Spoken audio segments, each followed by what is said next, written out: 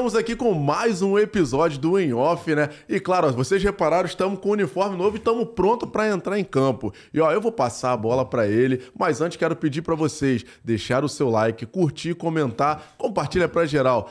E aí, Sirley? Fala, Gabigol da torcida! Uniforme novo, jogador. Aí, ó. Amarelo não é seleção brasileira, porque aqui o time é campeão, filho. Aqui não tem essa, não. Aqui é campeão. Ô, Gabi, deixei você começar porque, cara, fiquei um pouco com pena dele. Só vive no banco agora, irmão. Aqui eu vou deixar ele ser titular. Ia lá. Meu Deus do céu. O Pedro não tá aqui não, né, o Pedro? Não. Hoje o cara deu essa moral pro cara. O cara é meu parceiro. Galera, vocês estão vendo aqui, estamos com uniforme novo, porque o time é de craque. O In Off é um podcast onde só vem craque. E hoje não tinha que ser diferente, né, cara? Hoje é um cara que, além de ser craque, é um ídolo meu no jornalismo. Vocês sabem que eu amo jornalismo. E quero apresentar a vocês Cícero Melo. Grande abraço, Sirley, Jefferson, posso chamar de Gabigol, de Gabigordo, como é que é? Ex-Gabigordo. Ex-Gabigordo. É a câmera que engorda um pouquinho. É verdade. Então, obrigado aí a vocês pelo convite. Galera que tá curtindo o In Off, é um prazer estar aqui com vocês e vamos jogar conversa fora aqui. Opa! Falar muito sobre futebol, sobre jornalismo, né? Muito bom. E é isso aí. Sempre é mesclado, eu trago um jornalista, eu trago um atleta, eu trago uma pessoa um youtuber, tudo referência ao esporte. Então, hoje o Cícero Melo é um cara referência no esporte, é um dos jornalistas esportivos mais antigo e mais experiente que nós temos hoje no jornalismo esportivo brasileiro. O cara só de ESPN é 29 anos de ESPN. É muita coisa, Cícero. Tem algum projeto futuro? Você pensa assim, no jornalismo esportivo, exemplo, na ESPN, vai manter sendo jornalista ali de externa, na rua, ou pretende um dia estar na bancada, estar como comentarista? Tudo da minha vida vai acontecendo por acaso. Eu não faço projeto, eu não traço planos. Tudo meu sempre é na base do improviso. Eu não tenho planos para o futuro. Eu vou fazer, como você falou, dia 1º de novembro, 29 anos de ESPN. A ESPN começou em 95, em julho, e eu entrei em novembro, dia 1º. Praticamente comecei com a ESPN. Eu, durante a pandemia, eu cheguei a fazer um ano como comentarista. Mas me pediram para fazer um programa que tinha na casa, na hora do almoço, e eu fiquei um ano fazendo, o pessoal gostou muito. Tem projetos futuros lá dentro da ESPN mesmo, talvez eu passasse a ser comentarista, mas eu vou falar a verdade, eu gosto de fazer o que eu faço. Eu vejo muito repórter começar como repórter de campo e tal, no final, quando vai ficando ali com 20, 30 anos de carreira, passa a ser comentarista, né? Eu não me vejo, honestamente, querendo deixar de ser repórter e fixar como comentarista. Eu pretendo, a única coisa que eu planejo um pouco é que eu pretendo ir até onde der como repórter. E a hora que não der mais como repórter, se me chamarem para ser comentarista, eu vou avaliar. Se não chamarem, eu encerro a carreira. Enquanto forem me deixando também, a ESPN vai me deixando, eu vou ficando. Também trabalho no jornalismo, já trabalhei bastante com o Cícero. Eu hoje não consigo ver o Cícero fora dali, da externa, ali da rua. Porque o Cícero, ele exala aquilo ali. Percebe, a gente que trabalha do seu lado, a gente que tá sempre junto ali com você, a gente percebe o amor que você tem de estar ali na externa. Por que você não vai ser narrador esportivo ou não quis ser narrador? Você tem uma voz de narrador, né? Muita gente que nem sabe que eu trabalho com futebol. Às vezes eu pego um motorista de táxi que não é ligado em futebol, aí começa a conversar e diz, pô, você podia trabalhar em televisão, podia trabalhar em rádio. Você tem uma voz de locutor. Já trabalha, amigo. Aí eu vejo que o cara nunca viu, né? Porque eu sempre digo o seguinte, quem não gosta de futebol não me conhece. Mulheres que não gostam de futebol e homens também que não gostam de futebol, gostam mais de novela, de filmes e tal, nem tem a menor ideia de quem eu sou. Mas eu sempre digo, quem gosta de futebol e acompanha futebol não tem como não me conhecer. São 29 anos só de ESPN, entrando no ar 2 vezes por dia ao vivo, gravando por 2 programas. Não tem como a pessoa não ter visto. Geralmente eu encontro pessoas que eram crianças quando começaram a me ver e outros que já são bem velhos, começaram numa idade média, né? E jogadores de futebol têm um respeito muito grande porque eu vi quase todos esses jogadores na base, né? Ou antes mesmo de ser. Tem jogador que diz pra mim, eu tinha 8, 10 anos de idade e já te acompanhava. Hoje sou entrevistado por você. Já aconteceu do jogador chegar assim, Cícero, meu sonho era um dia você me entrevistar. E um dia você entrevistado por você. E se concretizou. É bem bacana isso. Que legal, cara. E, ó, eu tive a honra de ser entrevistado por ele também. É Logo mesmo? no comecinho, se eu não me engano, teve a chegada do Rafinha no aeroporto, tava junto lá com o Chapolin, e o Chapolin com a plaquinha dele. Fui entrevistado por ele lá no aeroporto. A gente reuniu quase todos os sósias. Você tava também. Que honra, hein, cara? Que honra. Caramba. Mó vozeirão. A marca registrada do Cícero Melo, eu vou contar pra vocês aqui. Quem quem conhece ele mais próximo sabe, e quem também assiste o Cícero e acompanha ele há bastante tempo sabe a marca registrada dele. A marca registrada do Cícero é a pochetinha e o bloquinho, Todo mundo já tá no celular, coisa. O Cícero não abre mão do bloquinho e da pochetinha. Cícero, a pochetinha. Tá aí contigo, né? Aqui, as pessoas verem que não é mentira aqui, ó. O que leva nessa pochetinha, Cícero? O que tem nessa pochetinha? É aqui, é minha carteira, meus documentos, pouco dinheiro, mas tem. Minha chave de casa, o celular, tem que ter uma pochete legal que caiba o celular. Eu detesto ficar andando o celular no bolso, além de você dar mole pro azar, né? Eu já fui furtado uma vez. Pochete não tem nada demais. E quanto ao bloquinho, eu aposentei o bloco. Eu continuo escrevendo a caneta. Então agora o que eu faço? Pego uma folha de A4, dobro ela em 2, e aí vai sempre no bolso ali, dobradinha e tal, com todas as informações. Muitas vezes eu vejo, depois na gravação, na TV, os tópicos, para não esquecer, né? O nome de algum jogador que tá chegando, que é desconhecido, idade, os dados. Os dados, sim. Eu olho na TV e vejo o papel com as coisas escritas, 500 mil coisas escritas, e as pessoas ficam querendo ler.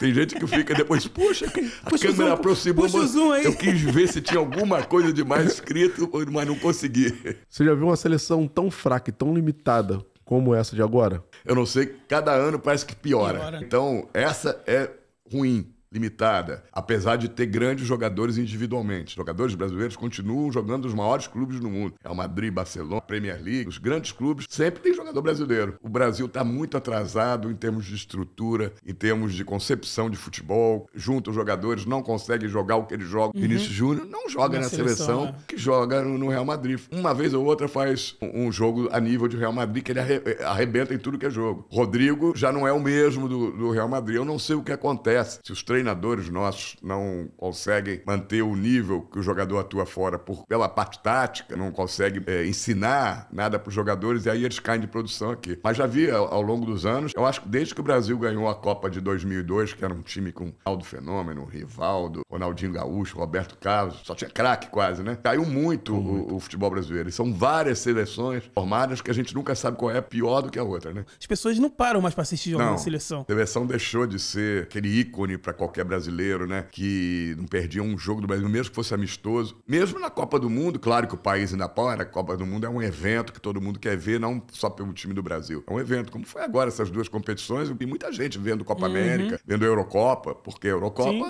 os maiores craques do futebol estão lá. E na Copa América é a rivalidade, Brasil, Argentina, Uruguai. Na verdade, o futebol continua ainda despertando a atenção, mas para coisas boas. Premier League tem uma audiência fantástica. Os grandes times, os grandes craques estão lá na Inglaterra. Então a seleção, a gente sente que não é mais a mesma coisa, tá precisando um choque para resgatar o prestígio que já teve um dia, que hoje está muito baixo. Enfeitava as ruas quando... Sim, eu lembro. Nas últimas Copas não tem tido mais. Não tá tendo mais isso. Você roda em tudo que é rua, você não vê como era. Tem uma ruazinha ou outra. É obrigatório passar da fase de grupo. Difícil não passar. Apesar que já teve Alemanha, Portugal, Itália, várias seleções que nem da fase de grupo conseguiu passar, né? Então eu acho difícil o Brasil não passar da fase de grupo. Mas depois, quando vai... Tanto que o Brasil tem sido eliminado em todas as competições nas quartas de final. O que é a quarta de final? Praticamente é o primeiro mata-mata. Primeiro mata-mata. Né? Nas Copas do Mundo caiu depois de 2002 em todas as quartas de final. O que precisa ser feito para que haja uma melhoria na seleção? A gente não parou de produzir craques, parou de produzir jogador, nem esse Estevão aí. Já estão sendo vendidos aí. Então, o que tá faltando? O que você acha? Nós não temos o mesmo profissionalismo aqui no Brasil. Esses jogadores que vão jogar na Europa, que ficam e fazem sucesso na Europa, têm um comportamento diferente do que tem lá na Europa. Comportamentos como a gente vê. Desculpe que você representa um ícone do Flamengo, o Gabigol, mas o Gabigol, por que ele não ficou na Europa? Com a qualidade que ele teve até pouco tempo. Nem na Itália, nem em Portugal. Eu acredito que seja o comportamento. Então se adequou. O jogador europeu está acostumado a saber que não são 11 jogadores. Todos os grandes times têm 2 times. E aqui o jogador brasileiro tem a mentalidade de que se não for titular, está insatisfeito, já não cuida do corpo, já não tem o mesmo profissionalismo. Isso pesa na hora de ir para a seleção, né? Outra coisa, inverteu a situação. Antigamente os europeus copiavam a gente, né? A habilidade, a técnica, tentavam copiar, que não conseguiam. Hoje, os técnicos brasileiros e os técnicos da base querem copiar os europeus. Cintura dura, maioria dos times, né? Apesar que evoluiu muito o futebol no mundo todo, hoje tem grandes craques em tudo que é lugar, mas o perfil do futebol europeu é de força física, parte tática, muita obediência tática, né? O jogador de futebol do Brasil, ao contrário, sempre foi criativo. Isso está sendo tolhido. Nas divisões de base, vocês sabem muito bem, o garoto franzino não joga. Eles não deixam o garoto magrinho jogar, habilidoso, que dá drible. Eu já vi vários peneiras. O garoto habilidoso dá 2 dribles, pode sair, ou então para de driblar. O que os técnicos da base querem? Ganhar título. A base não é feita para conquistar título. Isso aí não deveria nem ter campeonato de base. Deveria ser para quê? Formação. Para você formar o jogador pro profissional. Mas os técnicos só se mantêm nos cargos, mesmo no sub-13, sub-15. Se ganhar título. Se ganhar. Se não ganhar, então, para ganhar, ele acha que o ideal é botar jogador forte, zagueiros muito fortes, volantes fortes. Os meias não são mais habilidosos como era antigamente, que a gente tinha jogadores como Rivelino, Zico, Tostão, todos jogadores de 1,70m, 1,72m, e hoje não tem mais espaço. Praticamente tá em falta um jogador que parte pra dentro, parte pra cima pra poder driblar. Quem mais tem feito isso que eu vejo no Flamengo é o Cebolinha. O Cebolinha joga esse futebol, já é do perfil dele, né? Característica dele, um futebol alegre, apesar de jogar pra frente, mas gosta do drible, gosta do enfrentamento, do um contra um. Por essa situação, aí você vê um moleque desse, dá uma lambreta, um drible mais desconcertante no zagueiro, alguma coisa, faz embaixadinha, como antigamente a gente via, né? O Paulo Nunes, o Edilson. Aí hoje ele faz isso, a imprensa, todo mundo fala, o cara tá querendo humilhar. Silei, mas aí você me permite, que aqui a gente tá conversando, claro, discordar de você. Eu acho o seguinte, o Zico deu o balãozinho, deu o drible debaixo da perna. Vocês são novos, não sei se viram, chegaram, eu acho que não, a ver o Zico jogar.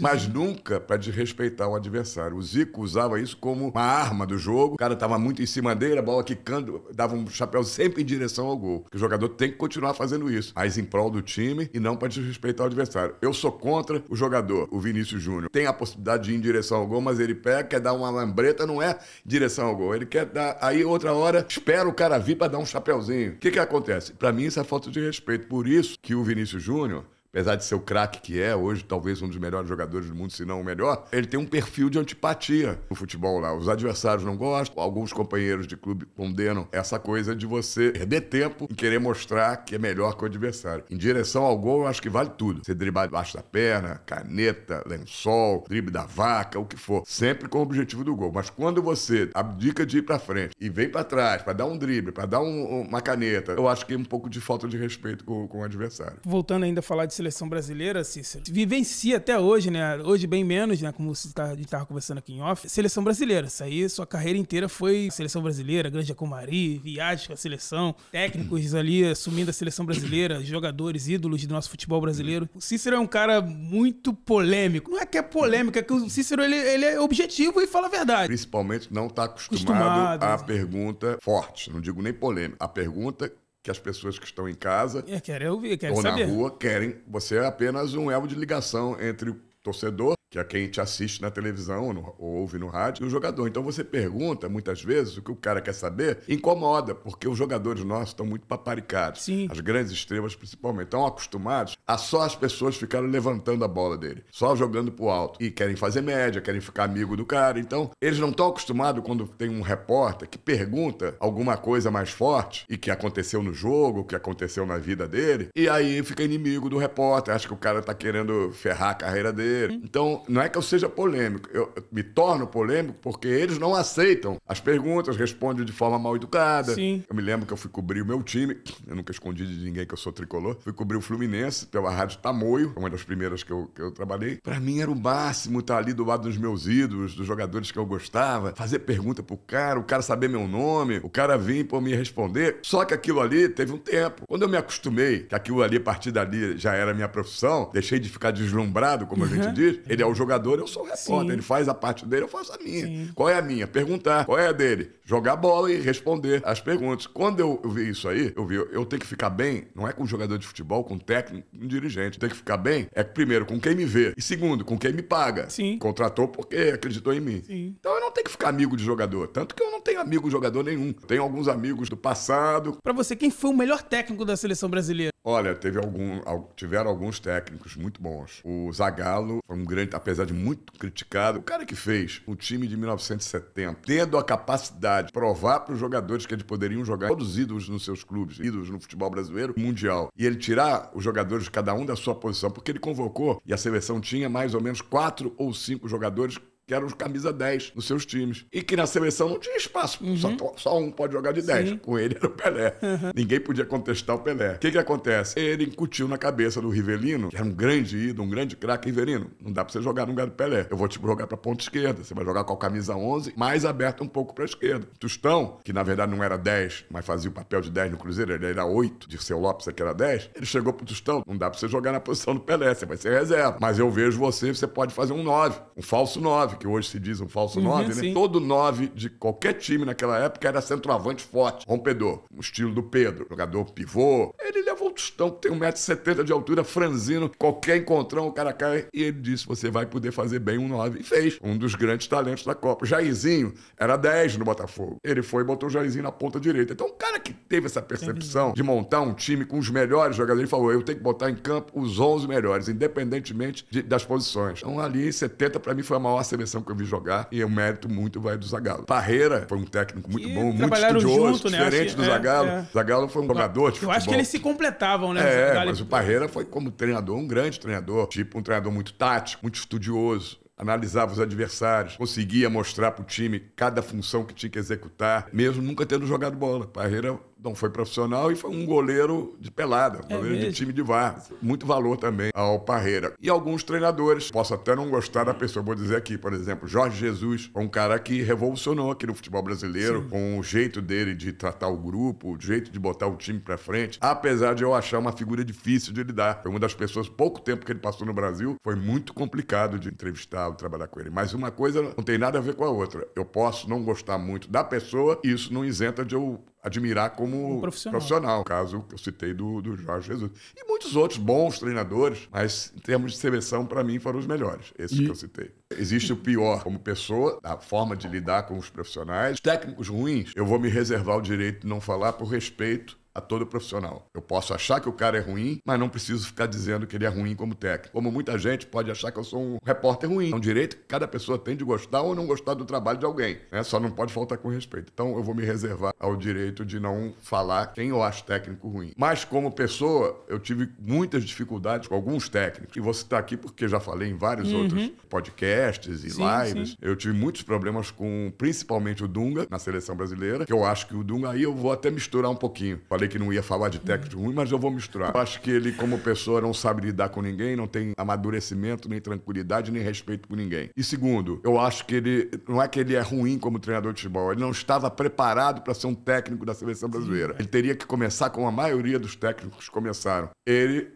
está traçando o caminho certo. Começou no Sub-17 do Flamengo, já foi promovido agora para o Sub-20. E vocês não tenham dúvida, daqui a pouco vai ser auxiliar técnico do time principal, com algum treinador. E na hora que esse treinador cair, vai ter uma hora que ele vai estar preparado para assumir comando. E ele vai saber quando ele estiver preparado. Ele não vai aceitar convite só por aceitar. Ele vai aceitar se achar que está preparado. Se ele achar, olha, eu não estou preparado ainda, prefiro ainda continuar como auxiliar técnico, ele vai fazer isso. O Dunga, para mim, o problema maior não é que ele seja ruim como técnico. Ele não estava preparado para essa função. Ele tinha que ter passado por divisões de base, por clubes de futebol, para depois ir para a seleção brasileira. No entanto, ele já começou a carreira praticamente já na seleção brasileira. Técnico da seleção brasileira. Pode. Dos técnicos que eu conheci na seleção, os que eu tive maiores problemas como pessoa foram o Dunga e Vanderlei Luxemburgo. Um exemplo, um cara que eu até admiro, mas ele é um cara difícil de trabalhar porque ele é muito bronco, que é o Filipão. Mas eu não tenho nada contra o Filipão. O Filipão brigou com a ESPN, não falava com a ESPN e tudo mais, mas eu acho que o Filipão foi um grande treinador, mas eu acho que o momento dele já passou. A pessoa também tem que saber parar. O momento certo de parar, tanto como jogador de futebol,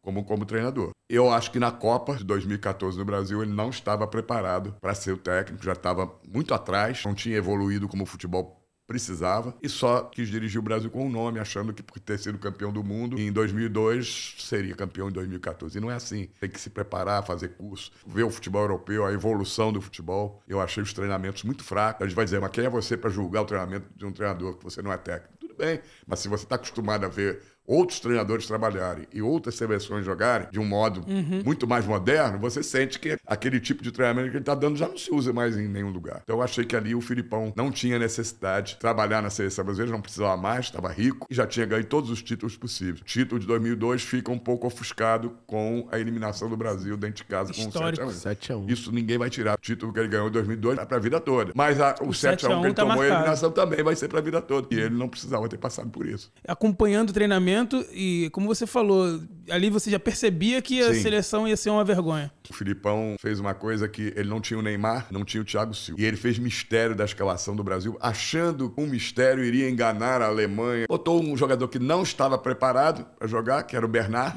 que é até bom jogador, mas não estava preparado para executar aquela função. Até aquele momento ele não tinha jogado, Foi muito mal, não tinha jogado. E o Brasil tomou uma aula de futebol, um vareio de futebol. Se a Alemanha não respeita o Brasil por estar no Brasil, eu acho que teria sido mais de 10. É mesmo. A quem você pensou que ia enganar, escondendo a escalação e no fim surpreendendo todos os brasileiros com a escalação do Bernard, que não tinha jogado um jogo. Brabo e tal. Ele tem que responder pelo que ele faz. Você teve treta com o Filipão na seleção, teve com o Dunga também. O tempo todo. Dunga era direto, desde né? o primeiro dia. Ele fazia questão de não entender o que você perguntava. Muitas vezes você estava elogiando alguma coisa e ele entendia que você estava fazendo gracinha, sendo... Eu lembro, ele era muito complicado em relação à imprensa, né? Muito complicado. Ele ficou muito chateado quando o Brasil ganhou os 2 primeiros jogos, se não me engano, Colômbia, Equador. Eu sou ruim de guardar datas e exatamente ordem de jogo. Mas ele ganhou nas eliminatórias, se não me engano, um jogo de 1-0 e empatou um de 0-0. E na entrevista coletiva ele falou que estava super satisfeito com as atuações do Brasil, com o desempenho, com a parte tática. Aí eu viro e falo para ele, se você que é o técnico do Brasil, está satisfeito em empatar de 0-0, acho que foi com o Equador, e ganhar de 1-0 da Bolívia, não sei, o torcedor brasileiro se prepare. Falei, porque vai ser um inferno. O Brasil não vai chegar mais a lugar nenhum, porque o certo seria você estar totalmente satisfeito com os resultados e com o futebol apresentado. Aí ele ficou doido, né? Aí começou a me destratar, ser grosseiro. E assim começou tudo que a entrevista, não se falava em outra coisa a não ser os embates que a gente tinha, eu e ele. Quando eu chegava para a próxima entrevista coletiva da Seleção Brasileira, os colegas de imprensa já vinham me perguntar, qual é a pergunta hoje? Qual é a pergunta pro Dunga? Aí eu falei, eu não tenho pergunta formulada, eu não venho com pergunta pronta. De acordo com a convocação que ele vai fazer, e o que acontece no jogo. O que vai acontecer nos jogos, eu vou ver o que eu vou perguntar na hora. Pô. Eu nunca fui de levar pergunta pronta, pergunta feita, né? Como tem muitos companheiros, já vêm com 5 perguntas. Tudo meu é de improviso, de acordo com as situações que vão acontecendo no dia a dia do futebol, né? Qual o técnico que mais se incomodava com as perguntas dele, que de repente não queria nem ver ele lá na coletiva de imprensa? Quando foi a convocação final para a Copa do Mundo, da África do Sul, aí que aconteceu? Fomos para um hotel, que era muita gente, todo o Brasil querendo participar, acho que tinha umas 500 pessoas. O Dunga deu a lista dos convocados. O Brasil todo queria, 2 garotos, como se fosse o Estevão hoje e o outro menino do Palmeiras, o Hendrick, que com 17, 18 anos já estão na seleção. Só queria o Ganso e o Neymar, não foi? Ganso e Neymar eram os 2 craques do Brasil naquela época. Sim. O Neymar já era um fenômeno e o Ganso também. E ele não convocou nenhum dos 2. E aí eu cometi até um erro como repórter, porque o repórter não tem que comentar. O repórter tem que perguntar. E eu, ao invés de perguntar, eu fiz uma colocação. Sim. Falei assim, quando saiu a minha vez de perguntar. Primeiro que não queriam deixar eu perguntar, porque eu já sabia que ia ter polêmica. Já vinha todas as entrevistas polêmicas com ele. O Rodrigo Paiva, que é muito meu amigo, mas não queria deixar eu perguntar. Toda vez que eu queria pegar o microfone, dava para outro, eu digo, não vamos deixar eu perguntar.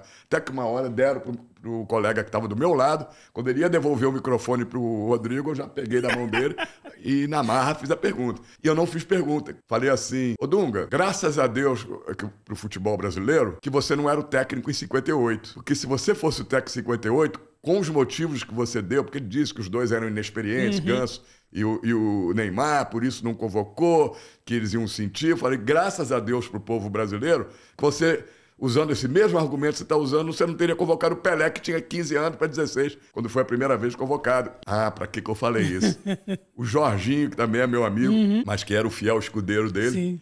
e que sempre, qualquer coisa, entrava no meio para defender o Dunga, né? Já pegou o microfone e não deixou o Dunga responder e já falou assim...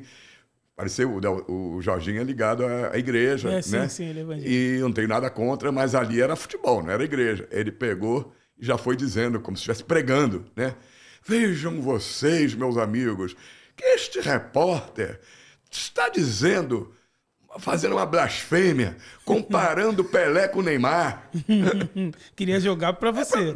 Para me jogar contra todo mundo, dizer que a minha comparação era errada e tal. Ele deu sorte, o Jorginho, porque eu quis responder, já tinham tirado o microfone de mim, que eu ia dizer assim, estava pronto para dizer, eu ia falar assim, Jorginho, você é imbecil ou está se fazendo de imbecil? eu não comparei em nenhum momento o Pelé, o Neymar com o Pelé. Eu quis dizer que o argumento que o Dunga usou para não convocar o Neymar e o Ganso, ele teria usado se ele fosse o técnico em 58 para não levar o Pelé, que era mais novo ainda. Isso deu uma confusão, aí o Jorginho parou, eu e o Jorginho paramos de falar mais de um ano. É mesmo. E tal, só depois que a gente voltou a falar. Mas aí você ia perguntar sobre técnico também, eu te interrompi, desculpe. Não, então, a pergunta era se algum técnico, você já percebeu se algum técnico já se incomodava com a sua pergunta, e de repente, no olhar, tu já percebia que ele não queria que nem você estivesse na coletiva de imprensa. Como era o nome daquele técnico? Eu até gosto dele como pessoa, mas ficamos um tempão. PC Guzmão. PC Guzmão. Toda pergunta que eu fazia pro Guzmão era mostrando alguma falha na escalação, parte tática. Eu pegava, observava e quando chegava lá na hora da pergunta, o Fluminense perdeu o jogo, às vezes até quando ganhava. Eu mostrava por A mais B que ele errou. E ele não aceitava, né? Até, principalmente quando ganhava e eu vinha com uma crítica, ele disse, pô, então, o que você quer? Se eu ganhei o jogo, tá me criticando? Ele não podia me ver. Eu sentia que quando eu ia para a primeira vez de perguntar, ele já fechava a cara, disse, já vem M aí, né? Pra cima de mim. O PC Guzmão era um que não gostava. Outro que não gostava, como era o nome daquele treinador? Que também boa pessoa, mas também foi do Botafogo. O Bonitão, que o pessoal chamava de super-homem. Sei. Agora me falhou. O galanteador. Como é que era o nome dele? Caramba, ele jogou no Atlético Paranaense. E ele mesmo, lateral de Alberto Valentim. Alberto Valentim. Gente boa também, mas era outro que também, quando me via... Que ele gostava de chavecar. Tem vários. Se eu for lembrar agora, foram vários técnicos que não gostavam, já ficavam com... Vanderlei Luxemburgo é um, que quando já me via, sabia que ia ter chumbo quente. Né? E já se preparava já para contragolpear, para já ser agressivo.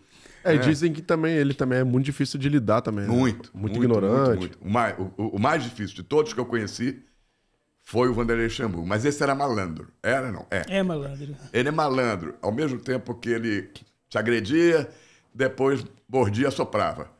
Aí vinha querer fazer as pazes, chegava... Eu me lembro que ele chegou no Flamengo, a gente estava brigado, já não falava há quase um ano. Ele chegou no Flamengo, para me intimidar, o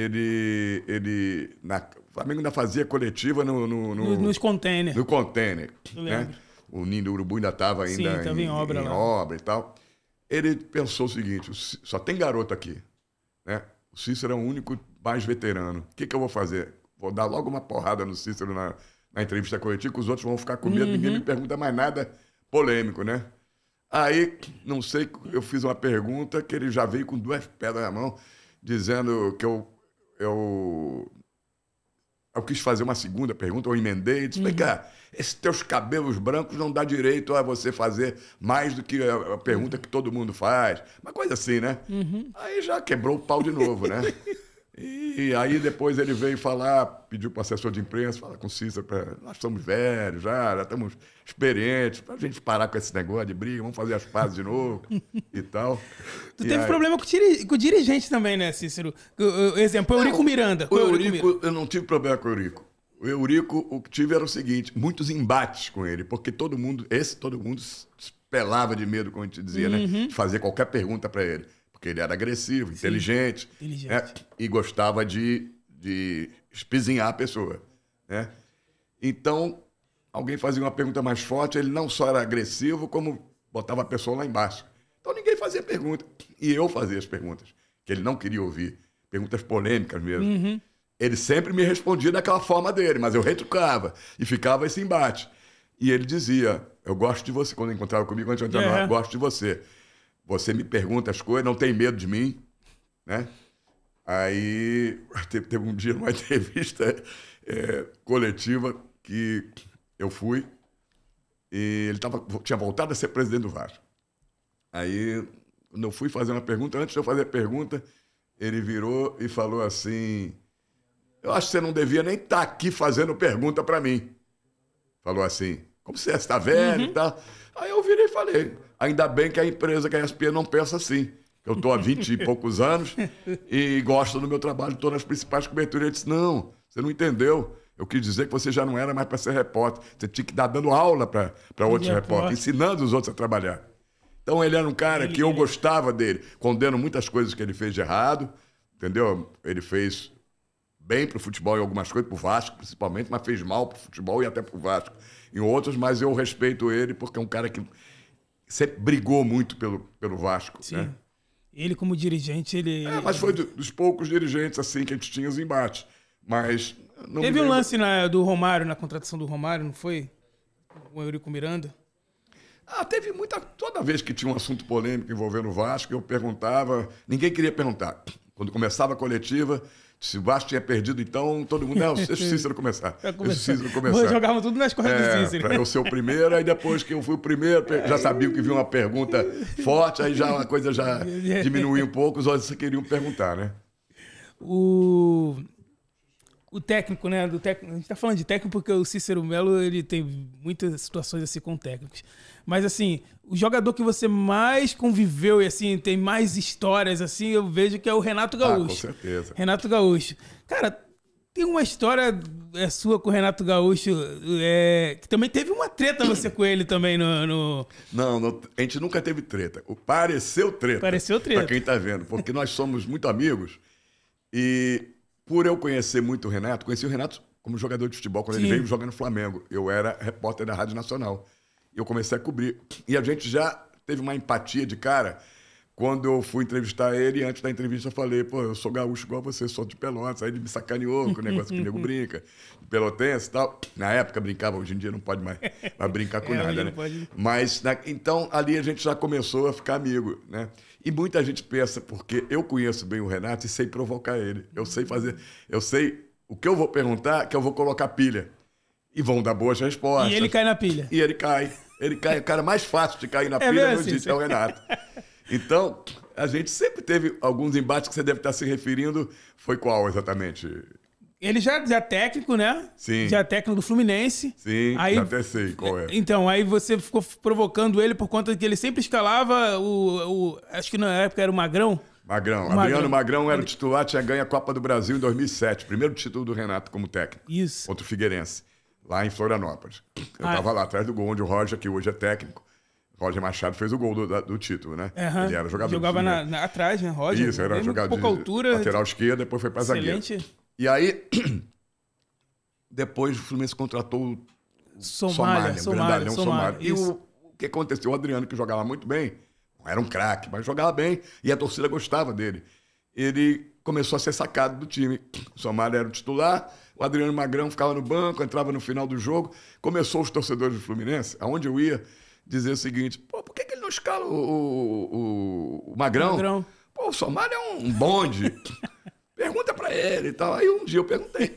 Depois de uma coletiva na salinha das Laranjeiras de imprensa, nesse não tinha um CT ainda, eu perguntei, olha só, torcedor pergunta por que o Magrão não joga mais e o Somália é titular.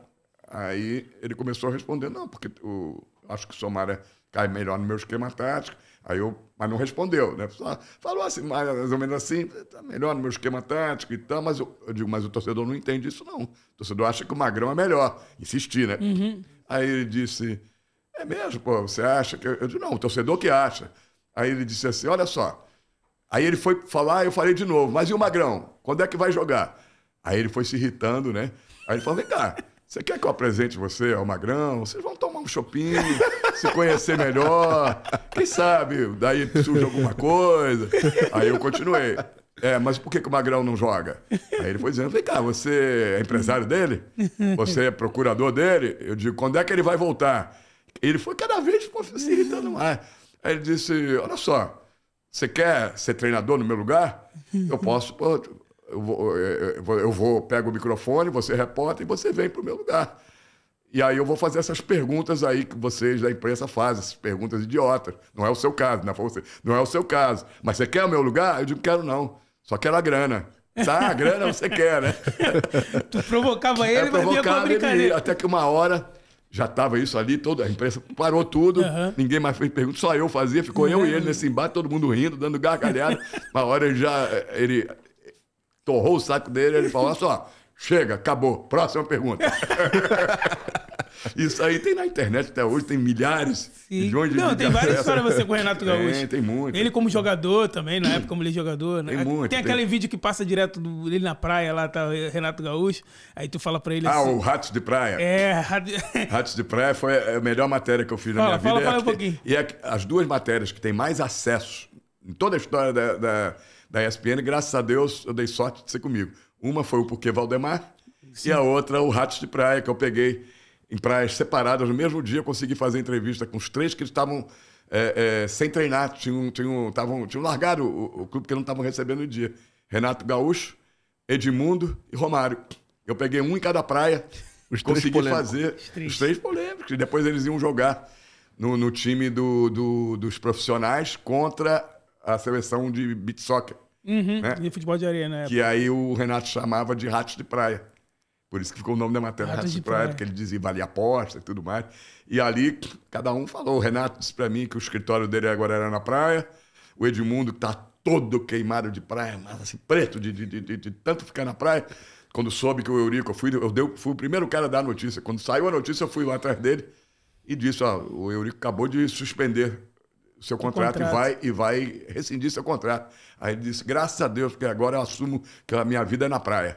Vou ficar na praia direto. Não me paga. Eu lembro desse vídeo. E o Romário também, não estava recebendo em dia no Flamengo. Então, pô, dei muita sorte de pegar os três. Foi uma matéria maravilhosa. O Renato Gaúcho, pra você, ele foi melhor o quê? Como jogador ou como técnico? Porque ele também foi campeão com o teu time também. Renato Gaúcho, para mim, foi bom nas duas atividades, mas não resta dúvida como jogador. Assim, como jogador, ele foi um extra-classe, considero ele um dos grandes jogadores da história do futebol brasileiro. Não fez sucesso fora do país, porque da mesma forma que eu falei do Gabigol, não teve paciência para vencer na Itália. Foi lá para Roma da Itália, que até tem uma história muito engraçada, foi para Roma da Itália e voltou com menos de um ano porque brigou com a estrela do time. É como se ele chegasse lá, tivesse um Zico. Ele simplesmente brigou com o ídolo da torcida e era um cara muito boa pinta. Chegou lá, a mulherada toda ficou em cima dele e começou a fazer muita inveja para os jogadores. Aí perdeu o ambiente, não teve paciência, voltou para o Brasil, senão ele teria vencido também no futebol da Europa. E com o dirigente? Já teve alguma treta com algum dirigente? Não, o dirigente, tirando essa que eu falei do Eurico, que a gente tinha muito embate, posso ter tido alguma discussão ali por conta de um momento, de um calor, de uma pergunta. O nome do nosso programa, Cícero, é Em Off. Você falou que tem uma história muito legal do Renato em Roma. Vou contar aqui uma. Conta aí. Tem várias.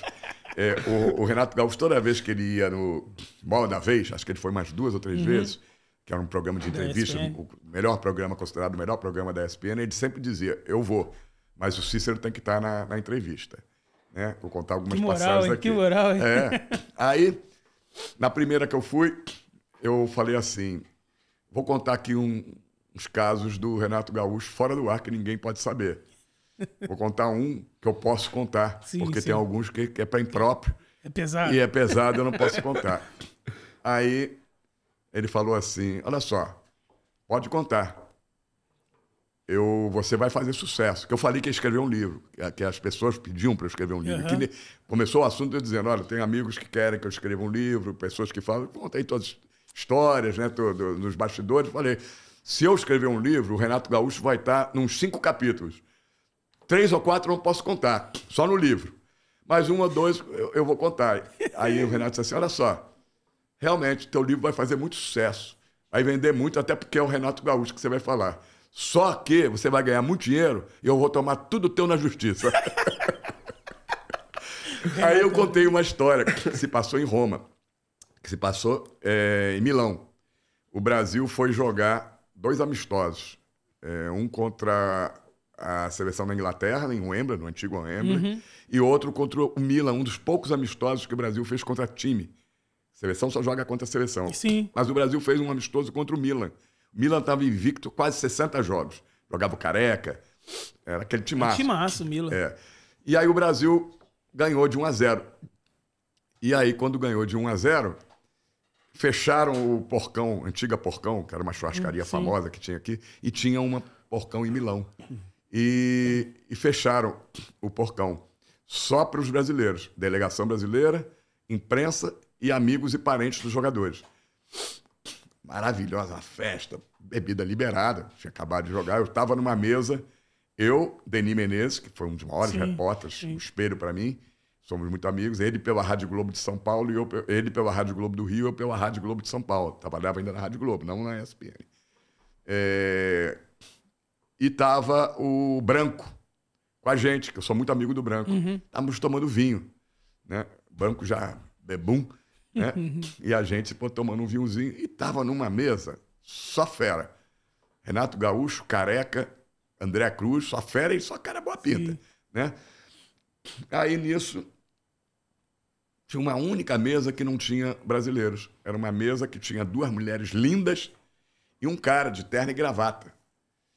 E aí tá todo mundo achando aquela figura estranha, que não falava com o jogador, não falava com ninguém. Tava só ele sozinho ali num canto, ele e as 2 mulheres. Ele tomando um vinho. E na mesa do Renato, rolando vinho direto. Todo mundo tomando vinho. Daqui a pouco veio o garçom, pega a garrafa do Renato Gaúcho, leva naquela mesa, serve o cara de terno e gravata e as 2 mulheres e traz a garrafa de novo. Aí o Renato já mamado, né? Charopado, mamadão. Virou e falou pro garçom, pode falar palavrão aqui? Aí falou assim, pô, que porra é essa? Falou pro garçom, como é que tu pega, porra, a minha garrafa não me pede autorização e leva lá pro cara? Aí ele, pô, seu Renato, o cara mandou. Eu digo, o que é ele pra mandar alguma coisa aqui? Aí já levantou, foi lá, botou o dedo na mão. Meu irmão, porra é essa? Pega a minha garrafa, se tu tivesse pedido, até, pô, serviria com todo prazer. Mas pô, você mandou buscar minha garrafa de vinho? Quem é você, pô? Aí já xingando o cara, uma confusão danada. Porra, tiraram o cara a muito custo, conseguiram levar o cara pra fora do restaurante. Aí vieram falar com o Renato, pelo amor de Deus, você sabe quem é o cara? O cara é da máfia. Já matou, já mandou matar gente por muito menos do que você fez no meio das namoradas do cara e tal. Pô, toma cuidado que o cara vai mandar te matar, que não sei o quê. Caralho. E achar ele não é difícil, né? Isso foi o Renato Gaúcho, no meio dessa festa. Teve uma que eu ia contar aqui, mas não vou contar não, que essa já é... Complica ele?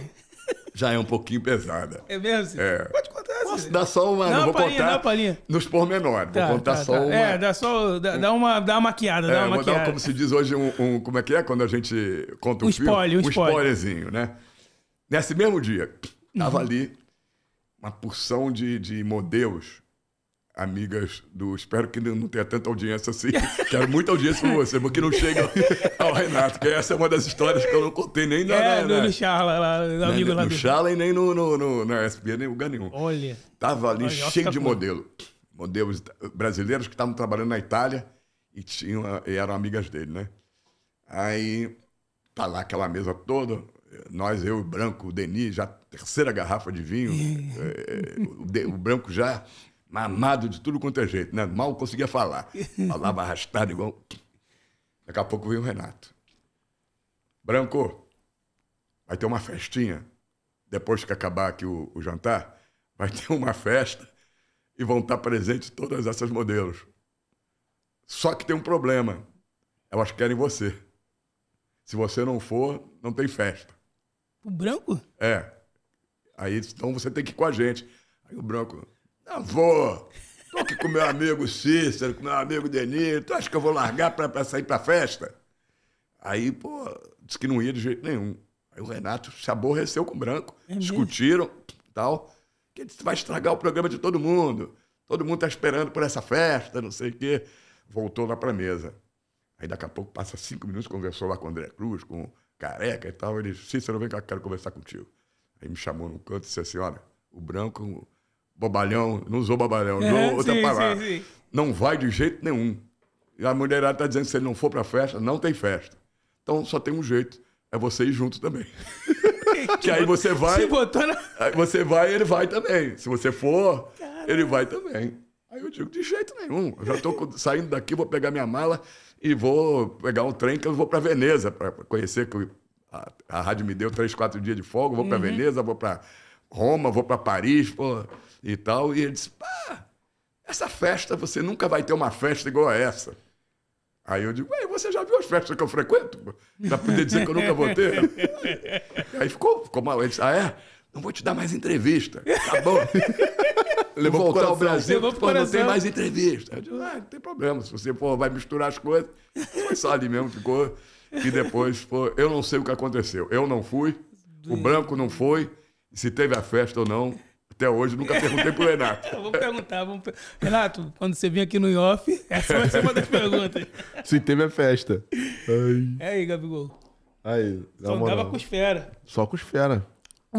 Quem você achava mais polêmico? Romário, Edmundo ou Renato Gaúcho? Os três. Era Mas cada um com o seu estilo. Nível, cada um com seu estilo. O Renato, polêmico, porque era um cara brincalhão, um cara totalmente descontraído, vaidoso, né? Então, ele era um cara, assim, polêmico e falava o que pensa. Até hoje fala. As entrevistas dele como treinador são as únicas que você tem polêmicas e tal, né?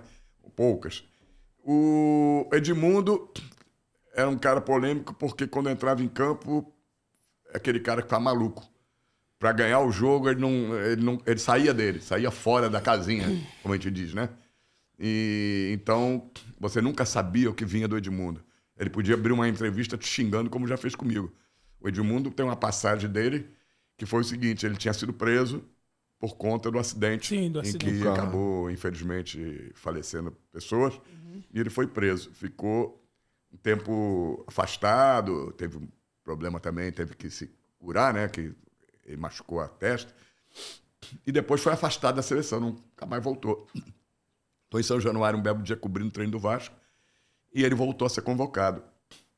Foi convocado para a seleção. E quem deu a notícia fui eu. Eu estava à beira do campo, nesse tempo podia os repórteres ficar à beira do campo. Quando ele estava correndo, eu falei: Edmundo, você acabou de ser convocado para a seleção. Ele veio, parou o treino, a corrida, né, que ele estava dando em volta do campo, foi antes do aquecimento. Veio e começou a chorar. Me abraçou. Falou: pô, Cícero, que notícia maravilhosa, estou muito emocionado. Chorou no meu ombro, abraçou assim. Pô, não sei o quê, eu pensei que esse dia nunca mais ia chegar. Tá bom. 15 dias depois teve um jogo do Vasco. Vasco e Fluminense. São Januário, Copa do Brasil. O Fluminense tinha o Zete como goleiro. E o Fluminense tinha ganho o primeiro jogo no Maracanã e o segundo jogo era em São Januário. O Fluminense podia empatar, porque ele estava classificado. Primeiro tempo, terminou 2-0 o Fluminense. Se não me engano, 2 gols de Magno Alves. Todo mundo sabia na imprensa, os repórteres, que quando o Vasco estava perdendo, no intervalo ninguém entrevistava o Edmundo, porque todo mundo tinha medo. Chegava nele, ele ia xingar, falar palavrão, acusar alguém. Então as pessoas não chegavam. Eu, ao contrário, eu queria chegar porque sabia que ia ser polêmica. Aí, em quem que eu fui? Ele saindo ali, quase ali atrás do gol, fui eu, já estava pela TV. Aí falei, pô, e aí, Edmundo? Pô, Vasco jogando em São Januário, Fluminense com a vantagem, 2-0 no primeiro tempo do Fluminense. Aí ele falou assim, pode falar palavrão mesmo? Pode, pô. Aí ele falou assim, aí se fuder, pô, os caras entregam o jogo lá atrás e você vem entrevistar a mim? Aí sim, pô, não sei o quê. Aí ele falou isso, já foi andando. Eu já estava pé da vida, né? Com ele dando uma resposta grosseira dessa. Aí apontei para a câmera, falei assim, aí, tá vendo? Isso aí, falei assim mesmo, isso aí vai vestir a camisa da seleção. Isso aí vai representar a camisa do Brasil, nosso país. Ele ouviu isso, aí voltava saindo com segurança. Voltou querendo me bater. Foi uma confusão, os caras segurando ele, querendo me bater e tal. E tinha 15 dias antes de chorar do meu ombro. Assim, acabou o amor. Mas em compensação, para terminar a história do Edmundo, tivemos muitas brigas, mas foram poucas. Teve na seleção brasileira, que ele soube que estavam falando que tinha grupinho, foi no Equador, Copa América do Equador. Ele estava a Rádio Globo de São Paulo estava dizendo que tinha grupinho, o grupo do Edmundo e o grupo do Branco. Por isso que a seleção estava indo mal e tal. E alguém foi dizer para ele que fui eu que tinha passado a notícia, que tinha grupinho e tal. Alguém disse, ó, o único repórter da Rádio Globo que está aqui de São Paulo é o Cícero. Então foi ele que passou a notícia, que tem grupo aqui dentro. O dito e feito. Chegamos, o Brasil eliminado, acho que perdeu nos pênaltis para a Argentina, foi eliminado. Estamos voltando. Eu tinha ido como jornalista da Rádio Globo e como jornalista da delegação, porque ficou doente o Nelson Botti, que era o assessor de imprensa, e eu ia pelo comitê de imprensa. Você tinha um comitê de imprensa que estava registrado lá, ia fazer os jogos, por conta, era uma lei que tinha que levar jornalista, toda a delegação brasileira que saísse do país. E era a minha vez, e eu fui. Fomos para os Estados Unidos, para uma competição que tinha lá, depois a Copa América engatou no Equador. Quando o Brasil, todo mundo chateado, o Brasil foi eliminado, estamos ali esperando o voo, né? Sentados. O Américo Faria, que era o supervisor, começou a pagar os jogadores. Tinha uma diária de $30 por cada dia que você ficasse. Era lei, tinha que ganhar essa diária. Foi pagando os jogadores, ficando lá 20 dias, não tinha direito a $600, sei lá. Se foi 30 dias, $900. Foi pagar. Eu nem sabia que por eu ter ido pela delegação, eu tinha direito. Eu estava perto do Edmundo. E aí o Américo Cícero, assina aqui. Eu digo, assina o quê? As diárias. Eu digo, tem direito a diárias? Tem, pô. Você veio pela delegação também. Então assina aqui pra você receber. Quando o Edmundo viu, falou assim, o cara vem aqui, tumultua o ambiente, fala que tem grupinho aqui na seleção e vocês ainda pagam o cara pra ele fazer onda aqui na seleção? Fiz uma coisa que eu não deveria ter feito, mas como eu não levava essa porra pra cá. Edmundo, eu tô aqui como jornalista. Vim, por acaso, porque me chamaram pra ser, porque o Nelson Borges tá doente. Mas eu vim como jornalista. E deixa eu te falar uma coisa. Pra ser jornalista, tem que estudar muito. Basta só saber assinar o nome, não. Aí tu falei assim, mexeu com o ego do cara. Aí ele ficou doido, né? Partiu pra cima, queria me agredir de novo. Mesmo? Eu falei a primeira coisa que veio na cabeça. Queria agredir o cara, ele tava me agredindo. Me arrependo de ter falado. A ESPN fazia todo o carnaval, os camarotes. Sim. Eu ouvia as personalidades. Tinha jogadores, ex-jogadores, a gente fazia artistas. Pô, vou num camarote de uma cervejaria, falar o Edmundo. Eu já não tava falando com ele. Tá, obrigado. Aí chegou a tanta, ele já tinha bebido. Aí eu cheguei perto dele, na minha equipe, tava lá o câmera, acho que era o Luiz Ribeiro. Não me lembro quem era o assistente. Acho que era o Salário. Edmundo, você fala comigo? Aí, pra minha surpresa, ele virou, falo. Você queria me dar uma patada, dizendo, não falo contigo, não dou entrevista pra você. Começamos a entrevista, eu falei, Edmundo, onde é que você vai jogar? Isso foi em fevereiro, carnaval? Caiu meio de fevereiro ou início de fevereiro. Tava bem começando a temporada de futebol, né? Aí eu falei, Edmundo, onde é que você vai jogar? Ele tava sem clube. Qual clube você vai jogar? O Palmeiras tá querendo você de volta, não sei quem tá querendo. Cícero, eu vou te falar uma coisa que ninguém sabe ainda. Só você vai ser o primeiro a saber. Eu estou me aposentando, parando com futebol. Resolvi que eu não vou voltar mais a jogar futebol e você é o primeiro a saber que eu, a partir de agora, sou um jogador aposentado. Aí aquilo era uma bomba. Sim. Ninguém esperava. Aí eu, mas por quê? Aí ele falou, tal. No final eu falei assim, Edmundo, a gente sempre brigou a carreira toda. Fomos amigos e brigamos muito. Mas eu queria que você soubesse que eu devo muito ao sucesso que eu fiz na carreira, em parte a você, que sempre me deu grandes entrevistas, polêmicas, e isso foi fazendo que eu fosse bem conhecido. Então, eu queria te agradecer tudo que você, mesmo as brigas e tudo, e desejar sucesso que você fizer na sua vida. Aí ele começou a chorar. E eu me emocionei também, choramos os dois. O Edmundo, ele tem essa fama, assim, de brigão, coisa, mas ele é um cara muito emotivo. Tudo ele chora, sim. Ele é muito emotivo. Depois ele foi pra ESPN, ele foi pra Fox, pra ESPN, e nós ficamos amigos. Edmundo, Romário e Renato Gaúcho num reality show. Meu Deus do céu, não dá não. E o Cícero Melo lá. Esse dia que eu fiz a pergunta pros três, aí teve o jogo, os três. Depois que eu fiz a entrevista, teve o jogo. Aí eu perguntei, entrei em campo, o jogo já ia começar, eu ainda fui no Edmundo. Edmundo, vai começar o jogo, vocês contra os Ratos de Praia. E aí, como é que vai ser? Tem chance de vocês ganharem? Ele todo sem graça, falou assim, se você deixar o jogo começar...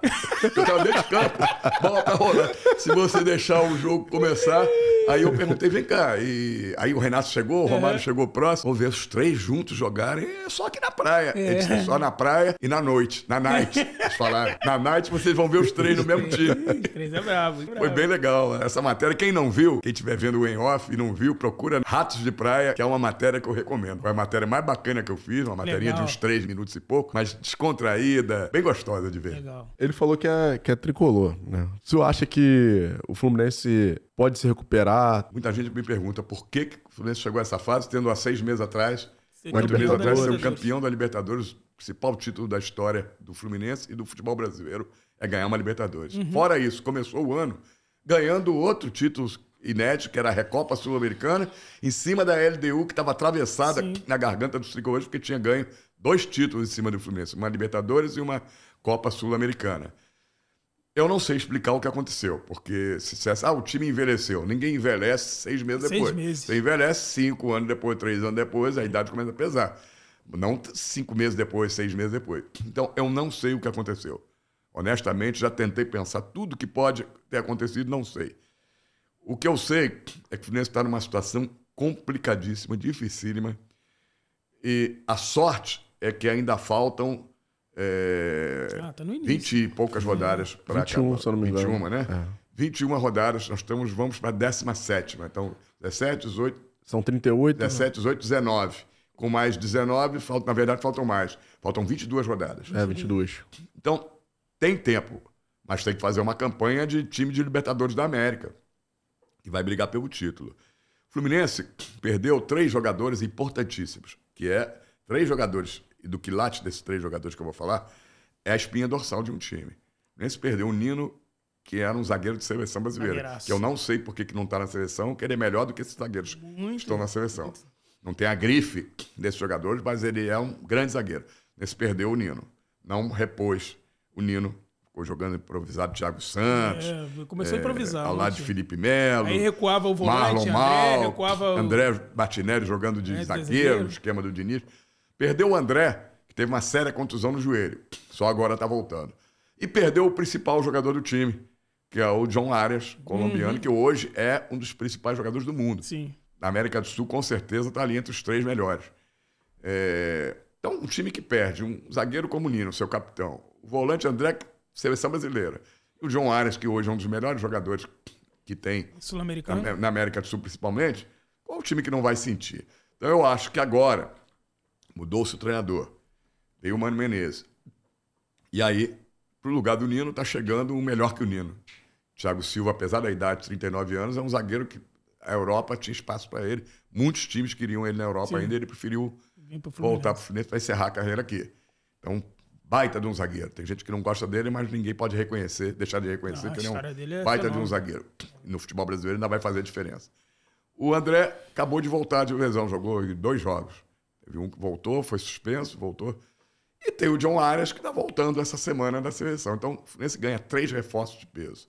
Fora isso, o Fluminense está contratando, está fechando esses dias aí, já vai chegar hoje ou amanhã, um jogador que fala muito bem, que é um colombiano, está jogando no Peru, fez 2 gols contra o Fluminense, que, como é o nome dele? Agora me escapou o nome dele. Está chegando aí para o Fluminense, o próprio presidente me confirmou que já está fechada a negociação. Está trazendo um outro zagueiro aí que joga no Peru também. Ele é brasileiro, mas já joga lá há algum tempo. Então, o Fluminense está se reforçando. Vai trazer um volante também, que é da seleção uruguaia. Se vier esses 3 jogadores, como está vindo, e todos sejam jogadores de bom nível, com mais os 3 que estão voltando, são 6 jogadores novos. Né? Então, se o Marcelo estiver em boa fase, o Ganso estiver em boa fase, o Fluminense vai voltar a ser um time bom. E aí só depende dele obter os resultados. Vamos aguardar. É difícil, a situação do Fluminense é difícil, mas eu acho que ainda tem como reverter a situação. Como tricolor, eu espero muito que o Fluminense não caia, né? Pelo menos permaneça na Série A. Boa. O Fluminense acabou de trocar de técnico, como você falou, entrou o Mano. Diniz, cara. Fernando Diniz. Eu trabalhava com você e vi o carinho que o Diniz tinha contigo. E que eu tenho por ele. Você com ele. Mas o carinho não é só por carinho. Não, sim, carinho não. é por causa da admiração mútua. Sim, sim. Ele gosta do meu trabalho, já falou isso. E eu admiro muito o trabalho dele. O Fernando Diniz, não existe meio termo com ele. Mas você concordou com era o momento dele de ter essa troca de técnico? Eu acho o seguinte, como eu dizia, o Fernando Diniz não tem meio termo. Ou as pessoas admiram muito, gostam muito do trabalho dele, acham ele um excelente treinador, ou acham ele um treinador ruim. Por causa do jeito de trabalhar, como os times dele se comportam em campo, aquele negócio de sair tocando bola na pequena área, com o goleiro, não dar chutão para frente. Então ele é muito controvertido, muito polêmico. Mas eu acho, sinceramente, muita gente pode discordar, que o Fluminense só chegou a ser campeão da Libertadores da América, bicampeão carioca em cima do Flamengo. O segundo título foi com o Diniz. E campeão da Recopa por causa do Diniz. Por causa desse trabalho que ele fez, por causa do sistema tático, por causa do time que ele montou, que pegou todo mundo desprevenido, ninguém sabia jogar contra o Fluminense. Evidentemente que depois de quase 2 anos de trabalho, os times aprenderam a jogar contra o Fluminense. É o Flamengo que tomou um chocolate de 4-1, chegou até 4-0 na final do Campeonato Carioca do ano passado. O Flamengo só tem um time em campo. E depois disso aprendeu a jogar e nos últimos jogos todos envolveu o Fluminense. Sim. O Fluminense não conseguia mais sair jogando. E assim, os outros times também aprenderam a jogar. Então, o erro do Diniz foi não ter uma variação, uma segunda forma de jogar. Sim. E eu soube que quando foram demitir ele, na verdade não iam demitir.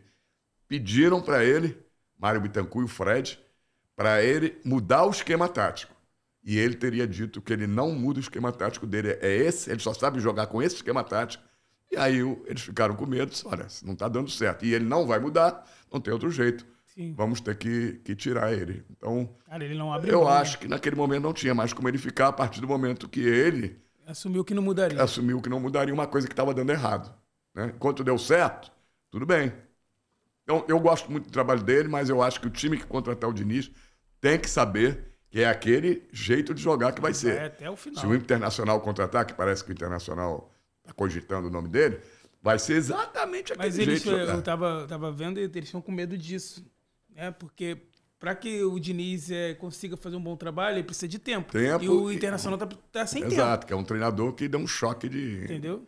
De injeção de um jeito de jogar diferente de jogar para obter os resultados logo, né?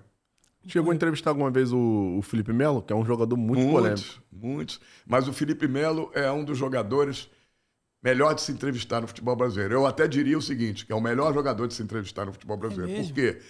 Porque não tem medo de falar nada. Não tem papa na língua, não tem rabo preso com ninguém, fala o que está pensando, doa quem doer. E isso para a imprensa é muito bom, porque eu não aguento mais, e meus colegas não aguentam mais, aquela entrevista de zona mista ou de coletiva, em que todos têm o tal do media training, preparados para não responder nada de forma polêmica. Então, eles não respondem o que estão pensando, nem sentido. Respondem aquilo que eles aprenderam, que é não falar nada contra ninguém, não criticar ninguém, não criticar juiz, não falar do esquema tático do time.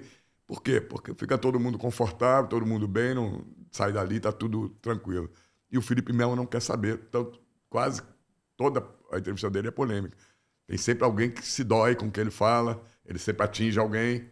Assim, as pessoas falam que o futebol ficou chato, né? Ficou muito chato. E hoje também no jornalismo, o jornalismo ficou chato, Ficou chato, muito chato. Eu vou ser honesto. Eu não aguento ficar vendo entrevista coletiva de treinador e não consigo participar. Hoje, a pior coisa que tem para mim na profissão é fazer zona mista. Eu vou para a zona mista incomodado, porque sei que o jogador não fala nada. Quando fala, porque a maioria não quer falar. É. Hoje tem acontecido muito, sabe o quê? Quem vai para a zona mista são os jogadores estrangeiros.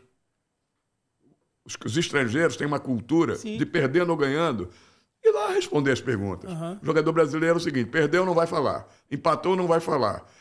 Foi prejudicado, não vai falar. Jogou mal, não vai falar. Agora, você pode ver que quando eles estão para renovar contrato, eles querem falar. Que é para ficar em evidência, né? Aparecer, tá na mídia. É isso aí. É assim que acontece. Já chegou a fazer alguma coisa para pegar algum furo de reportagem, uma loucura, alguma coisa? Sirley. A maior furo de... Eu dei vários furos de reportagem que ninguém vai dar mais hoje porque mudou o jornalismo. Hoje tudo é anunciado ali no bannerzinho, é igual a entrevista para todo mundo. Ninguém mais... Às vezes tem uma contratação que sai aí num site. Aí todo mundo deu um furo, contratou um fulano, um jogador sul-americano que ninguém conhece. Isso para mim não é furo. Eu me lembro que o Loureiro Neto... Você soltou 2 tipos de furo aí com o Edmundo, que aquilo ali é furo. Você falou... Os 2 furos maiores que eu vou contar aqui. Uma vez eu comecei, fui para a Rádio Nacional, que foi a primeira grande rádio que eu fui. Foi ali que eu virei profissional. Passei a tratar a profissão como a minha profissão. Até ali, para mim, era um hobby. Os 2, 3 anos que eu trabalhei em outras rádios, era um hobby, eu ia ser engenheiro, sou formado em engenharia e administração, ia seguir minha vida. Mas ali eu optei por depois trabalhar em comunicação, no rádio, ser repórter. Uma vez eu fui cobrir, logo que eu fui cobrir o Botafogo, porque eu fazia folgas e fazia federação. Quem começa no rádio, começa sempre nas coisas mais simples. Depois que vai passando. Fui fazer o América, Bangu, depois que eu passei a fazer Botafogo, aí Vasco, depois Flamengo. Eu fui cobrir o Botafogo. Era em Marechal Hermes, que o Botafogo treinava. E aí você tinha que dar a manchete. Entrar ao vivo e dar uma manchete. O Loureiro Neto comandava um programa às 6 horas da tarde na Rádio Nacional e chamou. Agora vamos, já tinha falado do Vasco, Fluminense, Flamengo, cada um, repórter deu uma manchete. Aí eu entrei, vamos agora a manchete do Botafogo, Cícero Melo, direto de Marechal Hermes. Aí eu entro, bomba, Botafogo acaba de renovar contrato com Brasília. Aí ficou um buraco, ele não falou nada, né? Brasília, com todo respeito, foi um bom jogador, conheço até hoje, mas não era impacto uma notícia de renovação do contrato de Brasília. Eu dei como se fosse a renovação do contrato do Jairzinho, do Paulo César Caju, do Gerson, né? Com todo o respeito, Brasília, se estiver ouvindo, me desculpe. Né? Você foi um profissional, eu respeito todos os profissionais, mas não cabia naquele momento. Eu tinha que dar a informação assim. No final do meu noticiário, chegar e dizer, tivemos hoje a renovação do contrato de Brasília, pô, e tal. Tudo bem. Mas quando eu dei, assim como uma bomba, aí eu cheguei na rádio, o Loureiro estava me esperando. Quando eu entrei, ele falou, Cícero, ele falou assim, fulano, não falou, né? Fulano, aí falou um palavrão, querendo dizer, isso não é bomba no rádio. Tem que aprender que, pô, quando você dá, é dimensionar a notícia. Sim. Né? Mas eu ia falar dos 2 maiores furos que eu dei que ninguém vai dar. Eu dei 3 grandes furos no rádio, tudo isso foi em rádio. Eu não vou contar muitos detalhes, porque já estão. Eu tenho até um compromisso, já tinha conversado com vocês. Eu dei sozinho a venda do Romário, que a gente pode depois combinar, de vir num segundo. Sim, segundo episódio, vez, e dar os detalhes de várias coisas. Eu dei sozinho a venda do Romário pro PSV da Holanda. Ninguém imaginava, todo mundo dando notícia que ele estava renovando com o Vasco, que eu descobri que ele estava sendo vendido. Estava lá na hora da venda dele, que foi feita ali no Santos Dumont. E eu fui receber uma informação, um ouvinte me disse que tá estranho aqui, uma opção de gente de terno, gravata, aqui no Santos Dumont, no restaurante. E eu fui lá ver, e o cara não estava mentindo, estava o Romário sendo vendido. Dei sozinho a venda do Renato Gaúcho e do Andrade para o Roma. Segui, depois eu conto essa história. Eu segui os 2 de carro, porque eu recebi uma informação que o Renato ia ser vendido. E eu fiquei na porta da casa dele, saí de um Fla-Flu, que eu estava escalado, eu e Sidney Amaral eram os repórteres da dupla de titulares, e eu falei para o Cid, recebi uma informação, e eu não vou para o Fla-Flu, me tira do Fla-Flu que eu vou apurar essa notícia. Ele disse, pô, mas no Fla-Flu, eu disse, o Renato está machucado, ele não vai jogar o Fla-Flu, por isso que eles estão, todo mundo está concentrado no Fla-Flu e ele vai ser negociado hoje. Foi a informação que eu recebi, é uma fonte quente. E fui, e para descobrir onde eles iam, eu tive que parar meu carro no prédio dele, ficar ali lendo o jornal como se fosse um agente secreto, e realmente aconteceu. 007. Quando ele saiu com o carro, eu segui, quando eu fui parar no hotel que ele estava, e dei a notícia, mas quando eu entrei, ele estava fechando o negócio, e eu sentei na mesa do lado, ele ficou maluco, o que você está fazendo aqui? Eu disse, eu estou fazendo. Apurei, soube. Aí ele disse, deixa a gente acabar aqui o negócio, que eu dou uma entrevista exclusiva para você. Eu digo, combinado? Combinado. Já fui, entrei no ar, falei, o Fla-Flu acontecendo. Antes do jogo começar, falei, tá acontecendo aqui num restaurante da Zona Sul, Renato Gaúcho está sendo vendido. E aí voltei depois no intervalo, e no intervalo ele concretizou. Aí ele veio, acabou a reunião, conforme, nem existia celular, foi o telefone do hotel, que o gerente permitiu. Daqui a pouco chegou o Renato. E aí, vamos entrar no ar? Vamos. Entrei, e o Renato disse, eu falei, Renato, você foi vendido? Aí ele disse, Cícero, falou no ar, tu é chato pra caramba, mas tu é um ótimo repórter. Realmente, acabei de ser vendido para Roma, e vou te dar mais uma informação que ninguém tem. O Andrade vai comigo. Foi vendido também. Então, esse foi um outro furo. E o maior de todos que eu dei, esse jamais alguém vai dar parecido, dei sozinho a venda do Bebeto, do Flamengo pro Vasco. Era como se hoje o Gabigol, no melhor momento dele no Flamengo, fosse pro Vasco. Imagina o que isso não ia causar no futebol brasileiro. Imagina o Gabigol fazendo o gol da Libertadores da América, lá contra o River, e uma semana depois ia pro Vasco. Parava que E eu dei sozinho, descobri que o Bebeto estava sendo vendido, e dei sozinho. Quer dizer, esses 3 furos não tem como alguém dar parecido, porque não é só dar a venda ou a compra, a troca de alguém novo. Eram os jogadores mais importantes da época. Romário, Bebeto e Renato Gaúcho. Sim. Né? Sim. Caraca. Então, esses são os furos, de verdade. Realmente. Para finalizar, se o seu tempo já tá avançado,